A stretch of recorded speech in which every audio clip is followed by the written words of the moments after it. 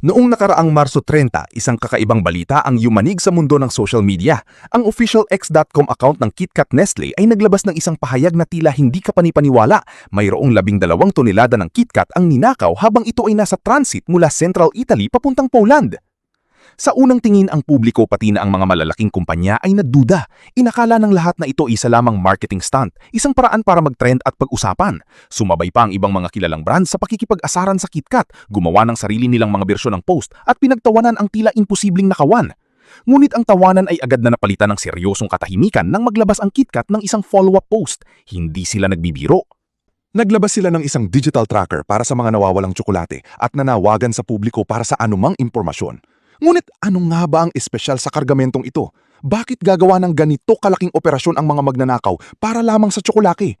Ang sagot ay matatagpuan sa loob ng bawat wrapper. Ang mga ito ay special limited edition KitKats. Ang mga tsokolating ito ay sadyang idinisenyo sa hugis ng mga Formula 1 cars. Dahil sa mabilis na pag-angat ng popularidad ng F1 racing sa Europa, ang mga collectible na tsokolating ito ay inituturing na high value sa mata ng mga fans at collectors. Ngunit ang nakakagimbal sa kwentong ito ay ang katotohanan ang shipment na ito ay pribado. Hindi ito inanunsyo sa publiko, walang press release at dapat ay kakaunti lamang ang nakakaalam sa ruta nito. Dito pumasok ang teorya na mayroong tiktik o insider sa loob ng Nestle. Alam ng mga salarin kung kailan, saan at ano ang eksaktong laman ng truck. Sa ngayon, wala pa ring nakakahuli sa mga gumawa ng heist na ito. Ang mga special edition na tsokolate ay hindi pa kumakalat sa malalaking supermarket, ngunit ang mga otoridad ay nakabantay na sa mga maliliit na retail stores at mga sari-sari stores sa iba't ibang sulok ng Europa. Marahil ay mapapaisip tayo, bakit KitKat? Bakit hindi pera, alahas o mamahaling electronics? Ang totoo, ang pattern ng pagnanakaw ng mga food items ay matagal nang nagaganap sa Europa at Amerika, bagaman hindi ito madalas na ibabalita ng kasing laki ng mga bank robbery. Kung susuriin natin ang kasaysayan ng mga cargo thefts, makikita natin na ang pagkain ay isa sa mga pinakapaboritong target ng mga organisadong sindikato. Isang halimbawa nito ay ang naganap sa Houston, Texas, kung saan nagkaroon ng tinatawag na olive oil heist. Sa insidenteng iyon, halos katumbas ng 18 truck ng olive oil ang ninakaw. Kung titingnan ang presyo ng bawat bote, maaaring maliit ito. Ngunit kung pagsasama-samahin ng libu-libong bote, ito ay nagkakahalaga ng milyon-milyong dolyar. Hindi rin natin makakalimutan ng The Great Canadian Maple Syrup Heist noong 2011 kung saan ninakaw ang mahigit 3,000 tonelada ng maple syrup na nagkakahalaga ng halos $18 million. Sa Europa naman, talamak ang pagnanakaw ng mga Parmesan cheese wheel sa Italia kung saan ang bawat wheel ay nagkakahalaga ng mahigit $500. Ang mga ito ay hindi lamang simpleng pagnanakaw, ito ay mga operasyong pinaplano ng ilang buwan bago isagawa. Ayon sa mga datos mula sa Transported Asset Protection Association, TAPA, noong 2023, ang pagnanakaw ng mga kargamento o cargo theft sa Europa ay umabot sa nakakaalarmang halaga na mahigit 552 milyon euro. Ngunit ang mas nakakatakot na estatistika ay ang araw-araw na pagkawala. Tinatayang mahigit 1.8 milyon euro na halaga ng mga produkto ang nananakaw sa mga kalsada ng EMEA region, Europe, Middle East and Africa, araw-araw. Ang pagkain at inumin, food and beverage ay nilista bilang isa sa mga prime targets ng cargo theft. Sa katunayan, sa loob ng report ng TAPA, makikita na habang tumaas ng 20% ang mga kumpanyang sumasaalim sa Trucking Security Requirements, TSR, ito ay maliit na porsyento pa rin ng kabuuang industriya. Ibig sabihin, ang karamihan ng mga truck sa kalsada, gaya ng truck ng KitKat, ay nananatiling vulnerable sa mga kriminal. Bakit mas pinataburan ng pagkain kaysa sa mga dayamante? Dito natin mauunawaan ang talino ng mga kriminal. Una, ang hirap ng pag-dispose. Ang pinakamahirap na bahagi ng isang heist ay hindi ang mismong pagnanakaw, kundi ang pagbebenta ng ninakaw na gamit ng hindi nahuhuli. Ang isang 50-karat na diamante ay may laser inscription at mahirap ibenta ng walang sertipiko. Ngunit ang tsokolate? Ang isang bareta ng KitKat ay walang serial number. Pangalawa, magaan na parusa. Sa ilalim ng batas sa maraming bansa, ang parusa sa pagnanakaw ng perishable goods ay di hamak na mas mababa kumpara sa armadong pagnanakaw sa bangko. Ang risk-to-reward ratio ay mas pabor sa mga magnanakaw ng pagkain. Pangatlo, untraceable currency.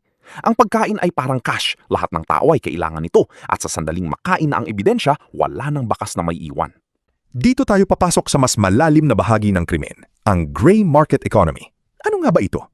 Sa simpleng paliwanag, ang gray market ay ang pagbibenta ng mga lehitimong produkto sa pamamagitan ng mga channel na hindi otorisado ng orihinal na manufacturer.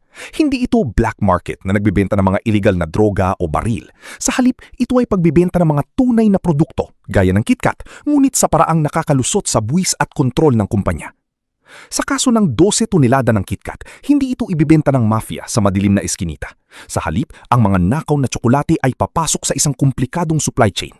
Una, relabeling at repackaging. Upang hindi mahalata ang limited edition na status, minsan ay mabilis na nililipat ang mga ito sa mga generic na kahon. Pangalawa, wholesale distribution. Ang mafia ay may mga koneksyon sa mga unscrupulous o hindi tapat na wholesalers. Ang mga wholesalers na ito ang mag-aalok ng mga KitKat sa mga maliliit na grocery stores sa Eastern Europe, Balkans o maging sa North Africa. Ang alok, half the price but no receipts.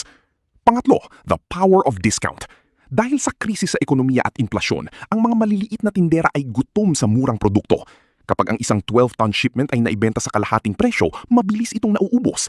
Ang mga mamimili ay masaya dahil nakamura sila. Ang tindera ay masaya dahil malaki ang kita. At ang mafia ay masaya dahil malinis nilang nakuha ang pera. Ang gray market na ito ang dahilan kung bakit napakahirap sugpuin ang cargo theft. Ang nakaw na gamit ay mabilis na humahalo sa lehitimong kalakalan. Kapag nakarating na ang tsokolate sa shelf ng isang tindahan, halos imposible na para sa mga pulis na patunayan na iyon ang ninakaw sa Italia. Ang KitKat heist ay hindi simpleng snatch and run. Ayon sa mga investigasyon sa mga katulad na kaso, ang antas ng organisasyon ay pangpropesyonal. Ang ginamit na paraan ay ang tinatawag na fake police stop. Isipin ninyo, isang madilim na highway sa Europa. Ang driver ng Nestle truck ay tahimik na nagmamaneho nang biglang may sumulpot na sasakyang may asul at pulang ilaw, mukhang mga pulis. Bilang masunuring mamamayan, tumabi ang driver.